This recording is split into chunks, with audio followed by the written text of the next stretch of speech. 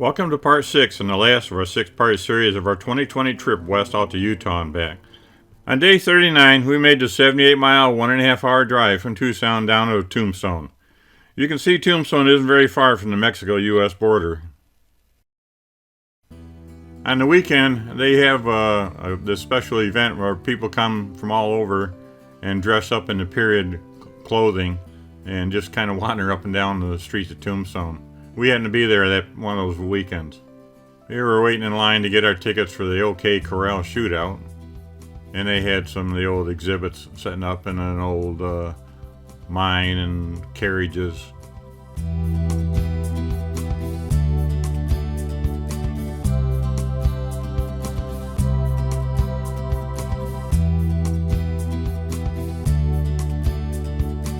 There's a cowboy bathtub. And there's some of the saddles that the cowboys wore, and there's the blacksmith shop. And the guy that owned the OK Corral. The famous shootout at the OK Corral actually didn't happen there. It was in an alley which was close by.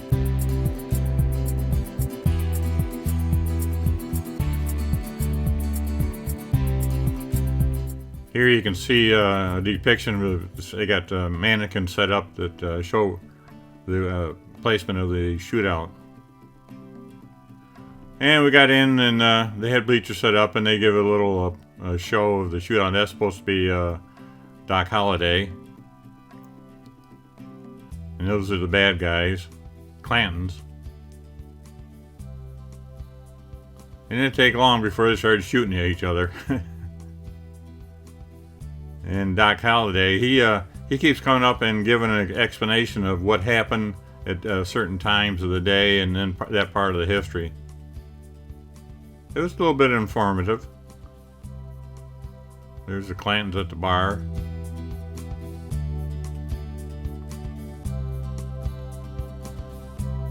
Now, the tall guy on the right, that was Wyatt Earp, and I believe the middle guy was Virgil Earp, and I can't remember the name of the other one.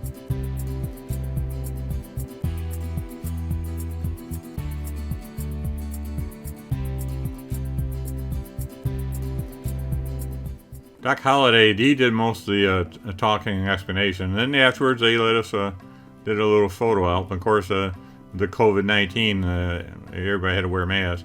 And this is a license for House of Ill Fame. You can see it cost $4 back then. And then they had other shootouts out on the main street, and somebody was there filming it. I didn't ask what it was for. But they had more reenactments.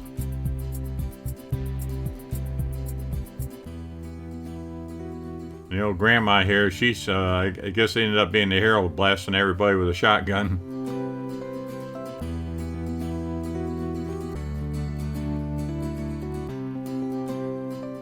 I think most of those bad guys ended up laying flat on the ground.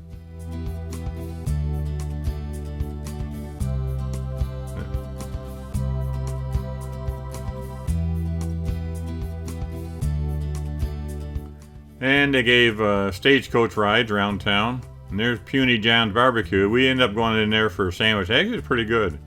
And here you can get your picture taken getting hanged. Birdcage Theater was quite famous back then. That's the inside of it.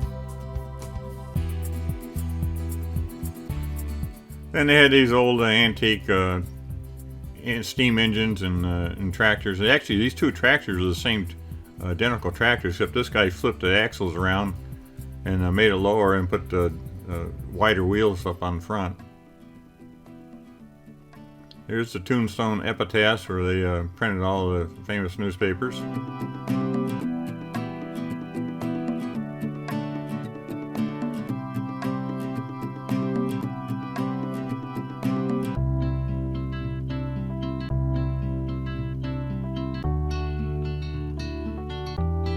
There was another shootout they had a little bit later.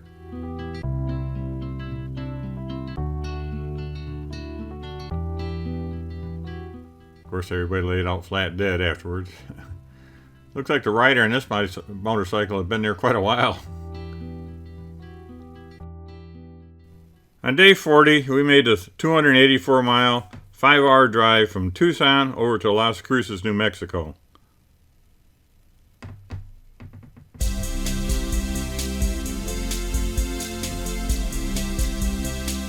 If all these photos look the same, that's because everything out there looks alike, no matter where you go out in that part of Texas.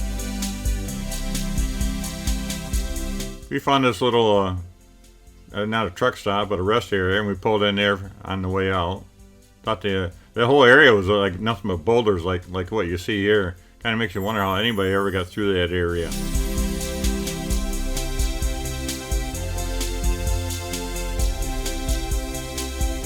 And we head over the Continental Divide again for the last time. This was the fourth time in the trip we crossed the Continental Divide.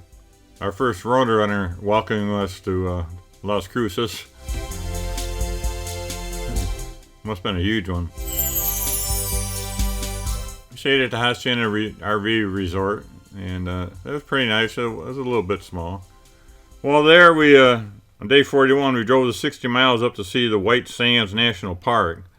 And we drove around to the park, maybe 3 or 4 hours there, and when leaving, decided to drive another 16 miles to see the world's largest pistachio in Alamogordo.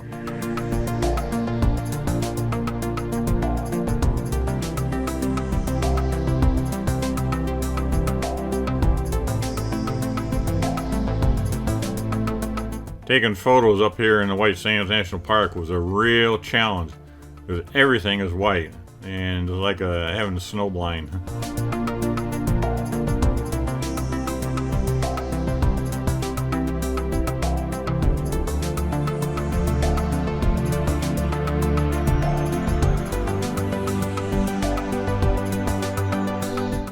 They had a lot of places to pull off, and they had exhibits to explain, well, these are the types of animals that live out there.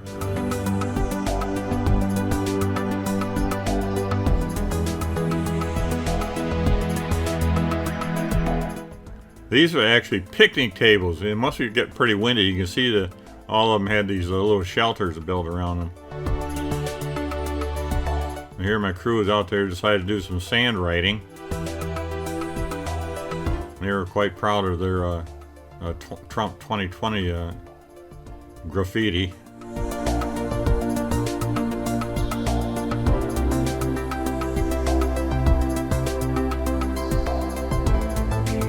You definitely need to be wearing sunglasses when you're out there.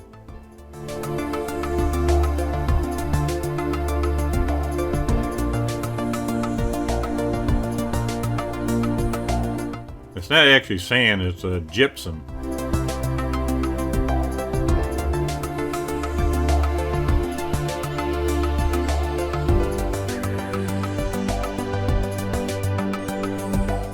And while in the visitor center, they had these about 3-foot diameter plastic discs that you could rent or buy to slide down the sand dunes. And I thought it was kind of a waste of money especially after seeing people trying to do it. You didn't slide very well. They would get going and they would stop about 10 feet and had to push and shove to try and get down the sand dune.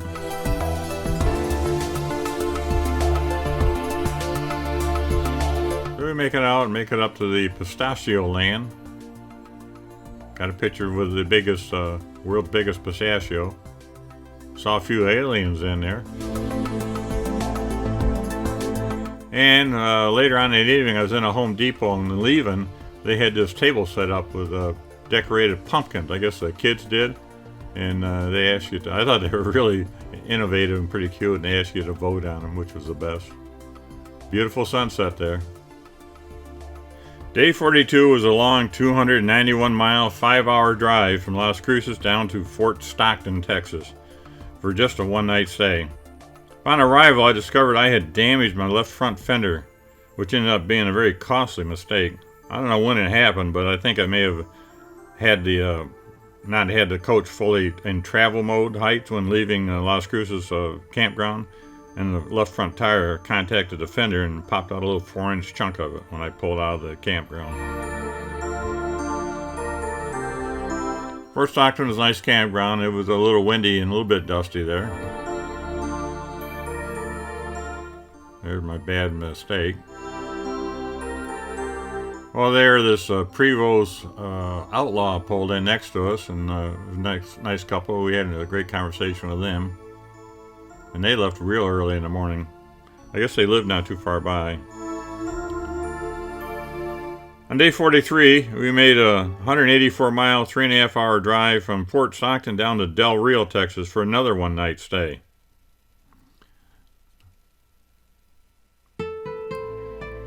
Again, a lot of desolate roads, and we kept passing these really, really long trains. Denise thought they were kind of neat.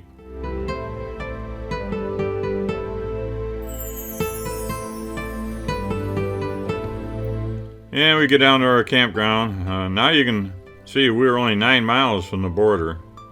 I thought it'd be neat to go down there, but we didn't have much time and decided against it. I did find a neat restaurant called the 830 Kitchen. And this kind of neat. It was really clean, didn't look to be that old. And their menu was a great big flat screen monitor mounted to the wall. And you sat there and the menu items scrolled through it. And actually, we had a pretty good meal there. You know, typical fast food burgers and sandwiches, but they were really good.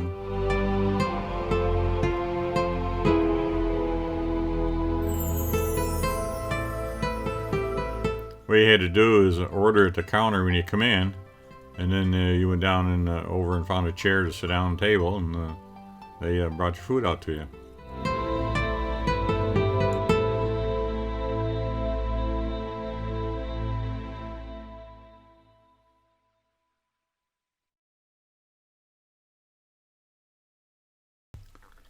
On day 44, we made a 136-mile, 2.5-hour drive from Del Rio over to Castroville, which is outside of San Antonio, where we finally slowed down a little bit and stayed for about 3 nights there.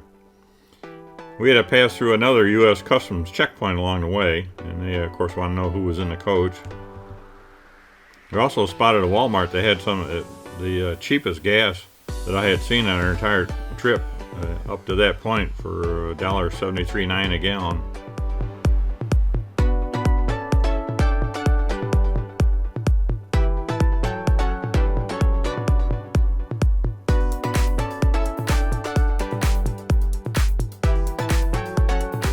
I think the El Satan RV Resort was the nicest campground we'd stayed at during our entire trip. It was a gated campground. And they had right on a golf course, really, and they had beautiful landscapes. So I had to take pictures of everything around, and went back out at night and took pictures at nighttime. It was kind of pretty lit up.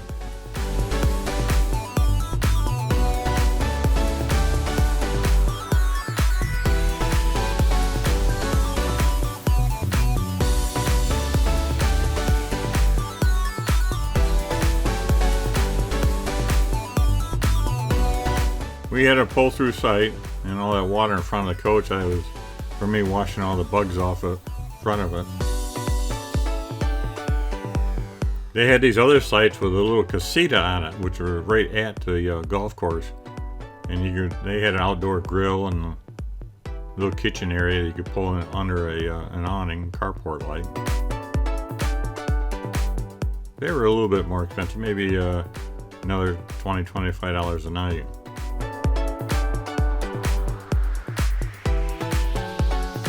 I checked around and I found this bakery called the Habby's El Satan Bakery, which of course we were required to sample their local baked goods.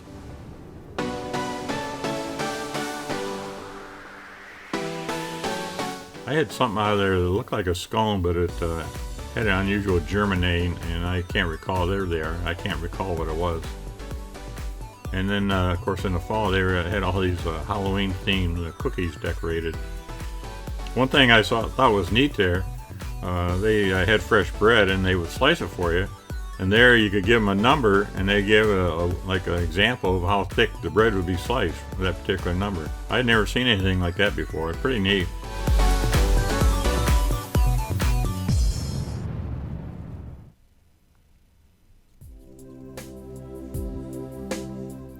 Here's some of the highways getting through San Antonio. Denise had checked around and found this Chinese tea garden she wanted to go see. So we drove down and spent an hour or two kind of walking through. It was a pretty good sized place. This structure looked pretty neat the way they had all the stones all laid in there.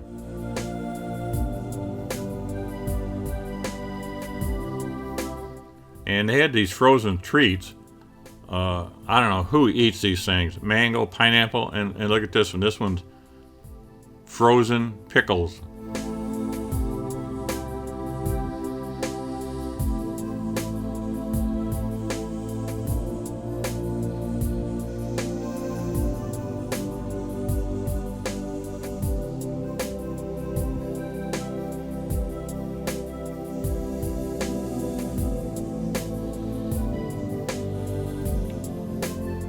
It was all free to walk around in. Beautiful place.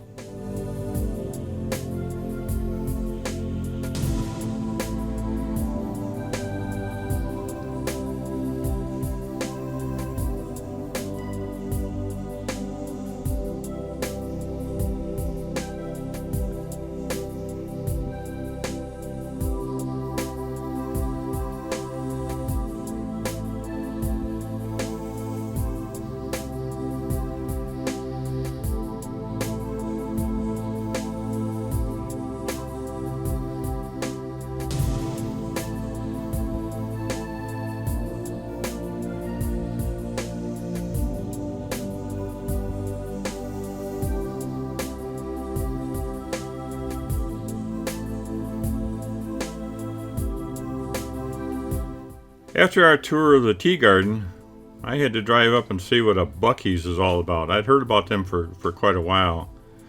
They're mainly in Texas, and they're like a 7-Eleven or a Wawa convenience store on super steroids. They have like 120 or 130 fuel pumps out front. We filled the truck up there, and come to find out, that was the cheapest gas I'd seen anywhere. I think it was down $100.73 a gallon.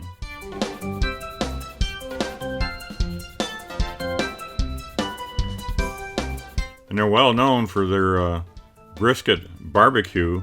They make it right there in front of you, right on site, and the place is huge. And they have barbecue and chicken and sandwiches and fudge and a little bit of everything.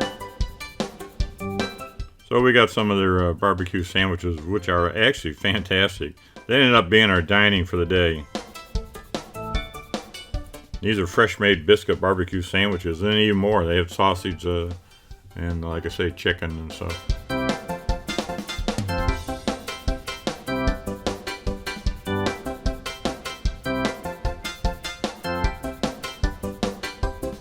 And that's what I had bought from the bakery.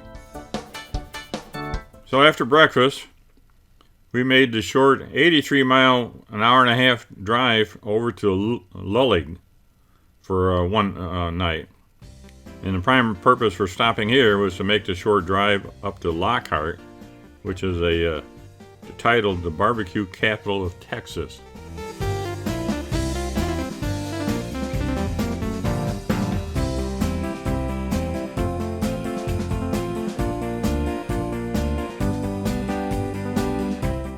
And we stayed one night here at the River Bend RV Park, which is an okay place. I mean, it was a little small site, but we fit in there. It was just one night. And here we make a 16-mile drive up to Lockhart. Lockhart is quite famous. We stopped at the Chisholm Trail Barbecue. We had stopped there several years ago on a trip out to Texas. So we drove downtown. I thought the architecture on this courthouse was really neat looking.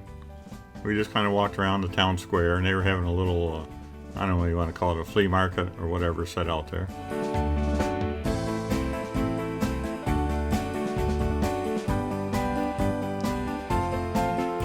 And there's some other barbecue places that are extremely well known. One of them being a place called Black's Barbecue. And then there was there's Black's. And this one was called Cruise. They had barbecue and sausage, and another one was Smitty's. Smitty's Market. On day 48, we made the 188-mile, 3.5-hour drive to Anahuac, Texas for another one-night stay. This is a little small campground, probably the smallest campground I think we've ever been in, and we had a little trouble trying to find it, taking some of the road. One of the main roads in was under construction, so we had to do a detour around. Well, we finally got there and got in on our site. It was a nice, clean little place, just a little small area, and they had orange trees there, so we were allowed to go pick oranges on our way out and take home with us.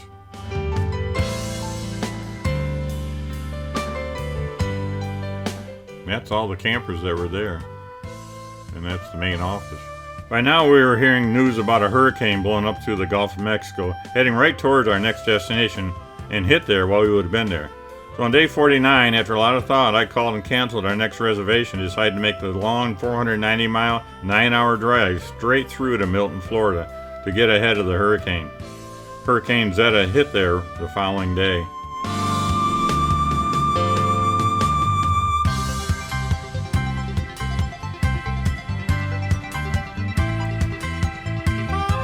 Avalon Landing RV Park was a nice little place. We actually got there and it was dark.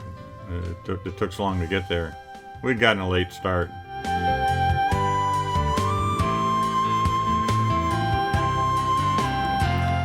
Day 50 was kind of another long day. I had planned on staying overnight at the Tallahassee Auto Museum, but the weather forecast predicted a lot of rain there, so I decided just to proceed right on through to the KOA in Starks, Florida. So that made another long drive.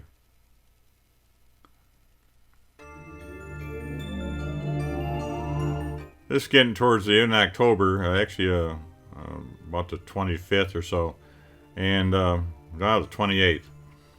And they had the whole place decorated up for Halloween, and I had a chuckle at some of the decorations they had put out there. So I took a walk around. I photographed as many as I could.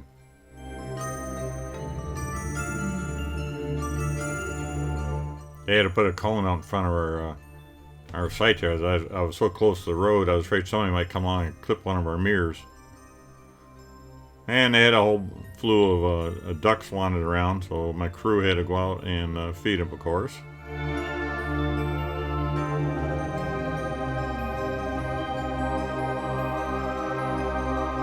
Now this little spider web is kind of spooky. There's the big spider, but look what they got in there next. This is kind of creepy looking.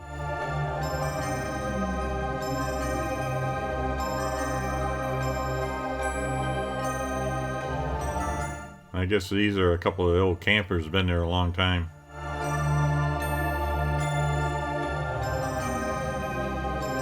And they had this little rock garden, which was kind of interesting. I guess somebody there named Phyllis decided to paint all these rocks and put names and stuff on them and lay them out there.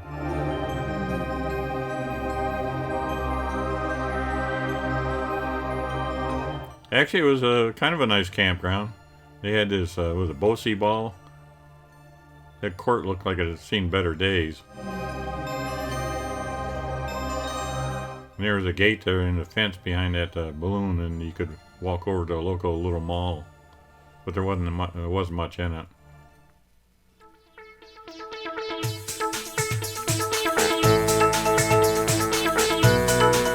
We did find this little restaurant nearby. They had seafood, and it wasn't too bad. On day 51, October the 29th, we made the last 194-mile, 3.5-hour leg of our trip home. All in all, it was about a 6,900-mile, 51-day trip, crammed full with a lot of memorable adventures. If you followed us through all 6 of these trip videos, I hope you've enjoyed watching them, and I welcome any useful critiques and comments. Now it's time to start planning for our next amazing adventure to parts unknown. Safe travels, everyone.